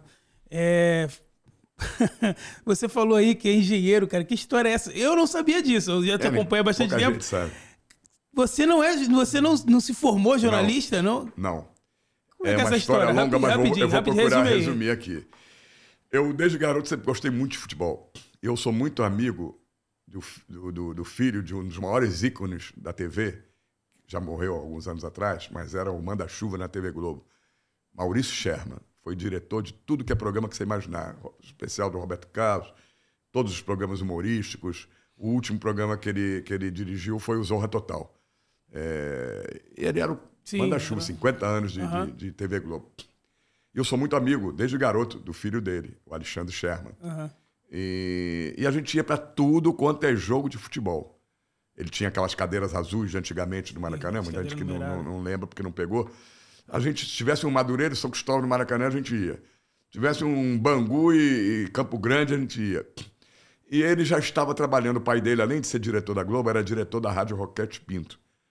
E a Rádio Roquete Pinto tinha uma equipe de futebol pequenininha, ninguém ouvia, não tinha audiência zero. Mas eles faziam e o Alexandre era narrador. Mas por hobby, não precisava daquilo, pai milionário, diretor da Globo. E ele gostava de fazer aquilo, até porque ele fazia por um outro motivo. Ele mandava beijos e abraços para as namoradas. Nunca vi um cara ter tanta namorada na vida. E ele, cada dia mandava beijos para 2, 3, ficava bem com elas e saía, né? É mesmo. Então ele não queria que não tivesse uma transmissão, porque era a oportunidade de ele mandar os abraços, beijos e tal.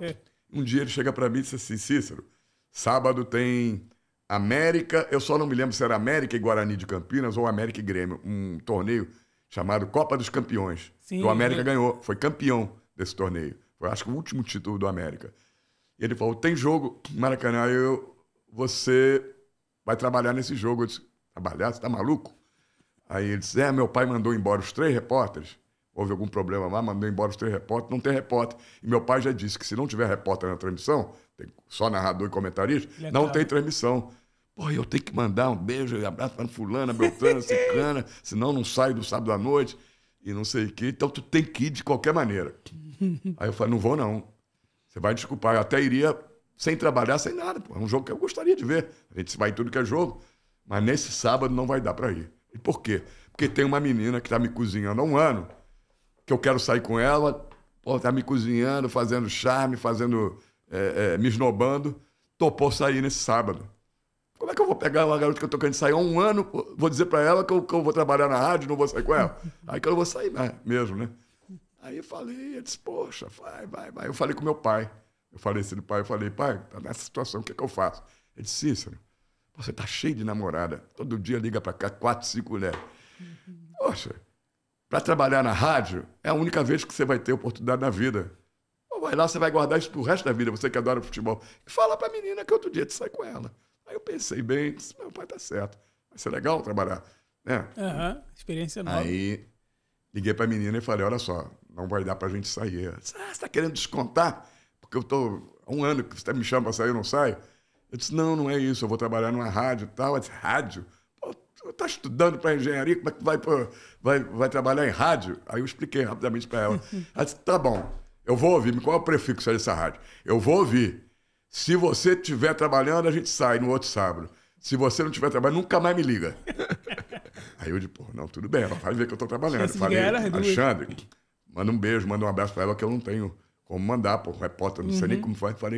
Cheguei lá para trabalhar, aí eu não sabia nem como segurar um microfone. É mesmo. Aí o comentarista, espero que esteja vivo ainda, Hélio Augusto, comentarista justo. Chegou: menino, dá seu nome. Aí eu falei: Cícero. Cícero de quê? Quinoploc, que eu sou descendente de europeu. Melo não existe no nome. É mesmo? Melo é nome artístico. É mesmo? Antigamente tinha muito esse negócio de nome artístico. Os grandes atores do passado, Tarcísio Meira, Glória Menezes, é tudo nome artístico. Eles têm outros nomes. E aí, mas seu nome, eu disse: olha, com esse nome não dá não.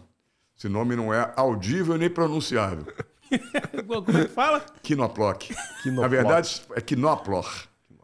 Mas aí eu falo que é Quinoploc, que é mais fácil. É quase o do aí, cinema. Tô ali fazendo... A rádio era tão pequena, não tinha equipamento para fazer no campo, reportagem de campo. Tudo era feito da cabine. O próprio repórter fingia que estava no campo. Quando terminava o primeiro tempo, dizia: vamos agora ao campo. Fazia a ponta lá de cima. A ponta é você falar o que aconteceu depois do lance. Ele chama o repórter está ali atrás do gol, né? Escreve o lance mais de perto. Fazia da cabine, para enganar, né? Que não ficava lá embaixo. E aí eu estou lá fazendo minhas anotações, escalação, tal, informações para dar, e estou vendo esse comentarista dizendo: é com você, Cícero Dantas. Aí embaixo. Não, ficou bom. É com você. Falou uns 10 nomes. Cícero Dantas, Cícero Isso, Cícero Silva. Tudo ele dizia que não tá bom, não tá legal. Aí eu tô vendo, falaram ali no ponto, 5 minutos para entrar no ar. Caraca. Começar a transmissão, né? Eu tô vendo, Nada do cara achar um nome para mim. Ele já tinha dito que se eu não tivesse um nome, não ia entrar. Quando faltava 1 minuto, ele ainda tá falando o nome. 1 minuto. O cara falou, 1 minuto. Aí eu falei assim, que filha da mãe. Perdi de sair com a mulher. Vamos tirar da transmissão. Eu nem vou sair com a mulher, ela não vai querer sair mais, porque não vai me ver em transmissão nenhuma. Perdi meu tempo vindo para cá e não vou trabalhar. Já estava pé da vida, né? Quando faltava 1 minuto, o cara anunciou, ele, pô, não sei o quê, o 10º nome lá. Você aí embaixo, pô, Cícero Melo. Aí ele parou. Quando ele parou, olhei assim pro lado, ele parado. Tá aí, gostei. Menino, seu nome a partir de hoje é Cícero Melo. Caraca, que maneiro, que história maneira. Aí tudo bem, fiz a transmissão. O Alexandre falou para mim, eu falei, o que eu faço? Eu não sei fazer, não sei segurar o microfone, não sei o que eu vou falar. Imita os repórteres que você gosta. Loureiro Neto, Kleber Leite, Washington Rodrigues, Deni Menezes. Imita, pronto, fala do jeito que eles falam, fala das informações desse jeito que vai correr tudo bem. Tá bom, acabou a transmissão. No outro dia o Alexandre me liga, olha só, meu pai pediu se você pode fazer o jogo do meio de semana, quarta ou quinta-feira, porque ele não arrumou os repórteres ainda. Ele pediu se você pode quebrar o galho. Eu disse, vou, tudo bem. Aí já fiz a segunda vez. Quando foi no outro dia, ele falou, olha só, meu pai pediu para você passar lá na Roquete Pinto, que ele quer falar contigo. Aí eu tinha um medo do Maurício Sherman, porque além de ser um cara muito poderoso, ele era muito gozador. Eu tinha medo de falar uma besteira e ele me dar um esporro, brincando, né? Ele era gozador demais, tudo ele, sacaneava os outros, né?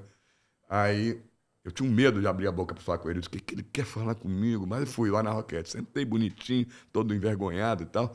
Oi, Maurício, tudo bem? Ô, Cícero, tal. Cícero, eu te falar uma coisa. Eu sei que você vai se formar em engenharia. Teu pai tem construtora, você vai herdar construtora, aquele negócio todo. Eu sei que você dificilmente vai largar, mas eu vou te dizer uma coisa. Você sabe que eu sou um descobridor de talentos. Aí começou. Eu que descobri a Xuxa, quando não era nada, eu descobri a Angélica, saiu dizendo às pessoas que ele descobriu quando não era nada. Só de bater o olho, de ver um pequeno comercial, uma coisa, e ele já dizia que as pessoas iam ser muito grandes. Sim. Fora Xuxa, Angélica, vários. Falou, eu sou um descobridor de talentos. Você não sabe porra nenhuma, ele falou. Tem que estudar muito, tem que aprender, tem que praticar. Mas você tem uma coisa que a maioria que sai das faculdades todo ano não tem, talento. Ele disse, você tem talento, e fora o talento, você tem uma voz muito boa. Naquele tempo era importante ter voz para trabalhar em rádio. Hoje não é mais importante. Sim. Hoje a voz não está em primeiro plano. Mas naquele tempo, a voz era muito importante. Aí disse, você ainda tem a sorte de, além de ter talento, ainda tem uma voz que é para a rádio mesmo. Então, eu não quero te dissuadir, não. Mas eu te garanto que se você quiser ser repórter, eu vou te dar essa primeira oportunidade, você vai ser um dos maiores repórteres do rádio. E no futuro, quem sabe, vai até trabalhar em TV. Aí, foi profético, né? Aí eu comecei, eu falei, olha, eu até gosto, por hobby posso fazer. Ele falou, vou te dar um saláriozinho pequeno, mas vou te dar como produtor. Porque você não pode ser repórter porque você não tem registro profissional. Mas como produtor eu consigo te empregar. Você vai ter aqui um saláriozinho e tal. E aí eu falei, não, tudo bem, eu topo. Desde que não atrapalhe minha faculdade. Eu estou me formando, falta 1 ano e meio aí e tal. Minhas aulas são à noite, eu não posso fazer jogo à noite. Disse, não tem problema não. Eu vou arrumar outros repórteres, você vai ser o repórter que vai fazer os sábados e domingos. Pode aos sábados e domingos? Posso. Então o outro repórter fica fazendo as quartas e quintas e você faz sábado e domingo. E assim fiquei. E assim começou a história. Começou, depois ele saiu de lá, não renovaram comigo, e isso foi de 83 a 85. Fiquei fora do rádio e achei, valeu a experiência, foi uma brincadeira gostosa. Vou seguir minha vida. Até que um dia, para terminar, me liga, cara que era um ícone do rádio, comentarista espetacular, Pedro Paradella. Me liga, ô Cícero, aqui é o Pedro Paradella, sabe quem é? Eu disse, pô, Pedro, te ouço todo dia na Rádio Nacional. Aí ele falou, pô, deixa eu te falar uma coisa, estamos montando uma equipe nova na Rádio Bandeirantes. Eu estou te procurando há 2 anos, eu ouvi você 2 transmissões na Roquete Pinto, falei, ó, esse é o repórter que eu quero. Você é muito bom, que não sei o que e tal, mas não te acho, ninguém sabe quem é você. Eu encontrei com o filho do Maurício Sherman, não sei aonde, falei com ele, pô, se ele sabia quem era, ele disse que você é grande amigo dele, me passou o teu contato. Então, vem aqui, você quer trabalhar na Bandeirantes? E eu não falei para ele que não era jornalista. Falei, não, quero. Assim, fui para lá, não falei nada, fiquei lá, já estava trabalhando nos programas, cobertura, eu estava cobrindo o Fluminense, cada repórter cobria um clube, até que um dia ele chega na redação e fala assim, olha só, todos tragam a sua Sérgio, né? Associação de cronistas, que era para a gente credenciar para o campeonato. Eu não tinha, nem era repórter. Aí eu virei, Pedro, dá para a gente falar em particular? Não, fala aqui na redação, qual é o problema? Não, quero falar em particular. Aí fui com ele, falei, deixa eu te falar uma coisa. Ele disse, eu não posso trazer a Sérgio. Por quê? Não está renovado? O que é? Tem que pagar? Eu disse, não, eu não tenho. Eu não sou profissional. Nunca trabalhei. Fiz aquela brincadeira lá que você ouviu na Roquete Pinto e disse, meu Deus do céu, isso é um problema. Não tem como resolver isso. Só pode trabalhar com registro profissional. Aí tal, não sei o quê. Ele falou, olha só, mas eu não quero perder você. Você é muito bom e é um talento desperdiçado se você não ficar no rádio. Como muitos morrem por aí fazendo outras atividades, né? E não ficam naquilo que tem talento. Eu vou pedir um favor que eu não gosto de fazer, mas vou pedir para o presidente da Associação dos Jornalistas para ver o que ele pode fazer por você. Ele ligou para o cara, chamava, nunca esqueço, Luciano Fuzê. Já morreu, já há muitos anos. Eu vi ele falando na minha frente, Fuzê, tem um garoto aqui assim, Cícero Melo, pô, muito bom repórter, só que o cara não é profissional, não tem acesso, não tem registro profissional, não está estudando jornalismo. O que a gente pode fazer por ele? Se não tem nada que eu possa fazer. Aí ele falou, Pedro, poxa, amigo, tanta coisa, eu já quebrei teu galho, pô, tô te pedindo um favor. Ele manda ele vir aqui. Aí eu fui lá e ele falou, olha só, a única coisa que eu posso fazer por você, te dar um registro profissional provisório.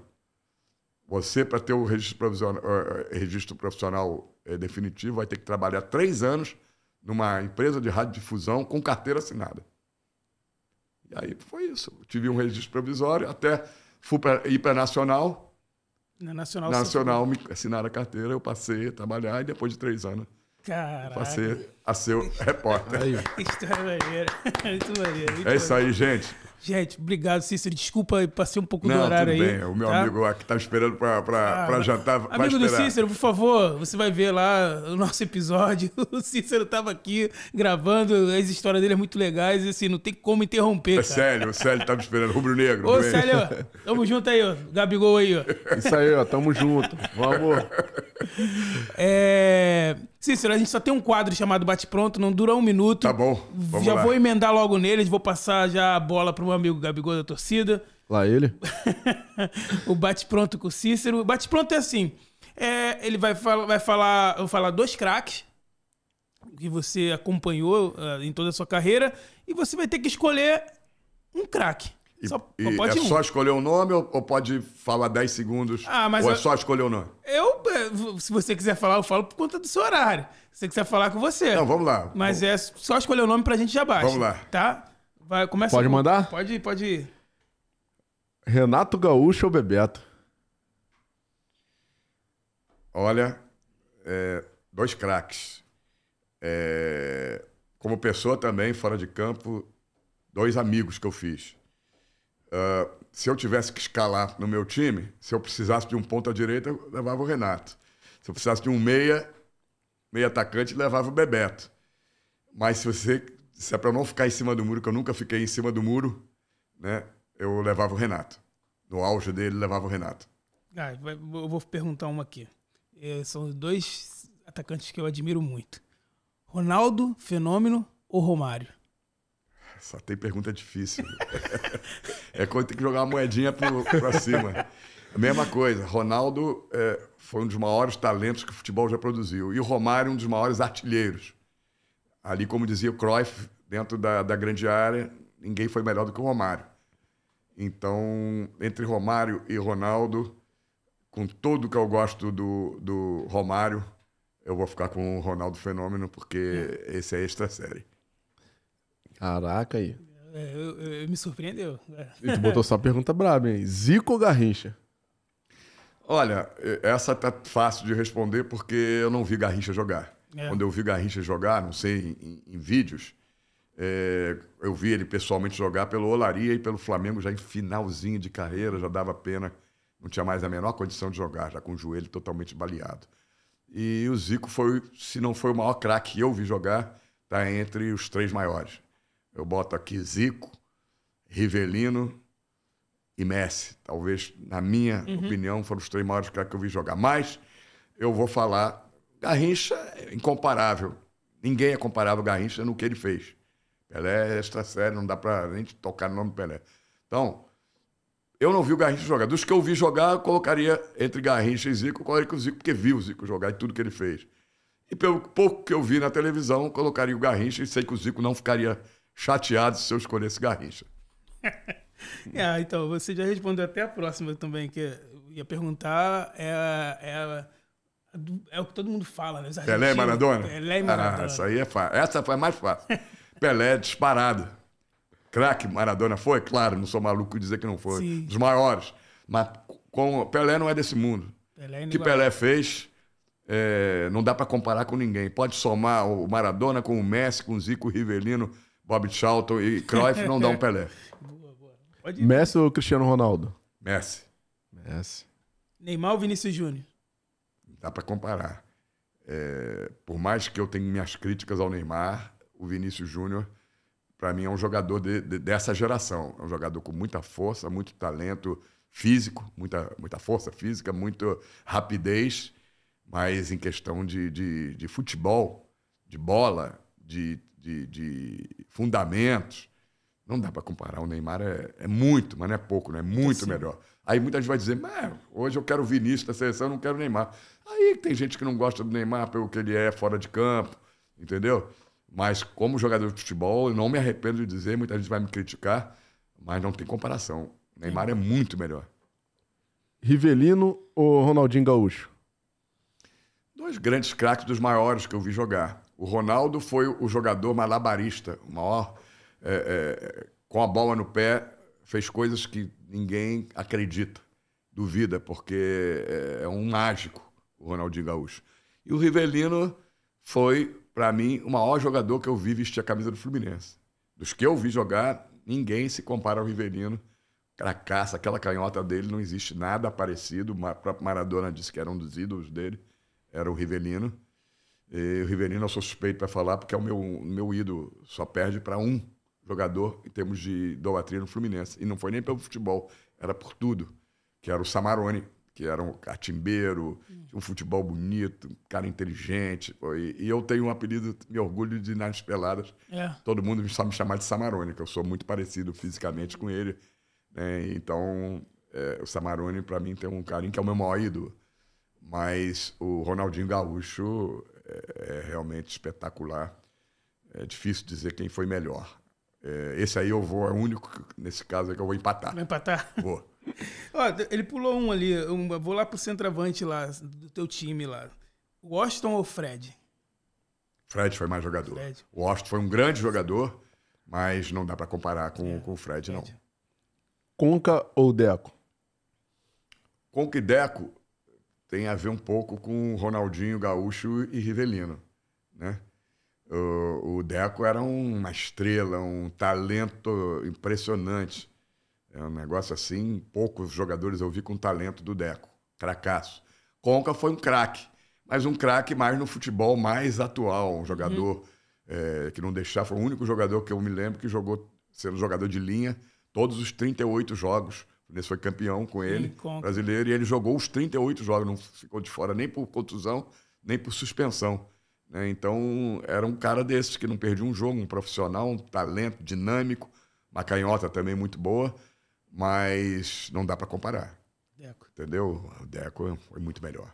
E para terminar, Romerito ou Rivaldo? Eu sou suspeito para falar, que é o Romerito, que é um amigo que eu fiz. Esse está no hall de amigo. Toda vez que eu vou à Assunção, nós saímos para jantar. Legal. E quando ele vem aqui, a gente se encontra, se abraça, conversa. Um grande craque, um grande ídolo. Romerito e quem foi? Rivaldo. E Rivaldo. Rivaldo foi um craque, mas para mim o Romerito foi melhor. Romerito? Foi. Pô, legal. Teve algumas ali que me surpreendeu. O Romerito para mim foi mais completo. O Rivaldo era um talento nato. Talvez o Romerito não tivesse o talento do Rivaldo, mas era um jogador que marcava, que atacava, completo, que fazia gol completo. E sério, jogador super sério. Profissional, acima de tudo. Aqui nós encerramos nosso bate-pronto. Nós queremos aqui agradecer. Obrigado, Cícero. Eu que agradeço. A você, ao nosso Gabigol. Gabigol. Antigo Gabigol. Não, agora tá bem. Tá bem, a câmera que eu acho que tá mais em forma do que o Gabigol atual. Aí, tá vendo aí, ó? Polêmica no IOF. Cícero, mais uma polêmica. Falando que o Gabigol tá gordo. Não tá gordo, vai estar um pouquinho acima do peso, um pouco fora de forma. Né? Então é isso, galera. O nosso in-off está terminando mais uma vez. Não esqueça de ir lá se inscrever no nosso canal. Não esqueça de seguir as nossas redes sociais. Vai lá no Instagram, segue, compartilha pra todo mundo. Como você tá vendo aqui, o nosso time é de craque. Nossos convidados só podem... Aqui a gente tem uma regra, Cícero. Só pode vir craque. Fiquei quase fora, né? Não quer? Não, jamais. Cícero, não é porque eu tô na tua frente, tá aqui a galera, mas assim, dos que já vieram... Pra mim, o camisa 10 e faixa é você. Bom, mas eu já tô satisfeito em ser um 5. Cinco, eu tinha um 5 no Flamengo que eu admirava muito, que era o Leandro Ávila. Aquele era um capitão. Jogou no Fluminense também. Então, gente boa demais. Então, assim, pra mim você é então 5 capitão. Tá certo. Eu que agradeço demais, viu? Obrigado aí pelo convite. Foi muito bacana esse tempo que a gente ficou aqui, jogar a conversa fora, falar de futebol, falar de jornalismo. Quando quiser, outras vezes eu virei que tem muita história pra contar ainda. Com certeza. Obrigado, gente. Continua lá nos acompanhando. Sigam o in-off. O in-off não é nada sem vocês. Então a gente precisa de vocês. Dá uma ajuda, dá uma força. Nosso Gabigol da torcida aí. Isso aí, galera. Cícero, muito obrigado aí pelo carinho, aceitar o convite. Desejo aí sucesso, que Papai do Céu abençoe esse cara maravilhoso aí que você é. Humildade, valeu? Tamo junto. É isso aí, galera. Ó, não esqueçam de ativar o sininho aí e seguir em todas as redes do in-off aí. Quer deixar... Tem Instagram? Não tenho mídia social nenhuma. Cícero não tem. Não tenho. Eu sou um dos poucos que não tem mídia social nenhuma. Só tenho o meu WhatsApp para trabalho e meu e-mail e mais nada. Só não o tem nome. Instagram, Coloca lá Cícero Melo no Google que tu vai achar um monte de polêmica. Muita história. Sucesso aí pro in-off.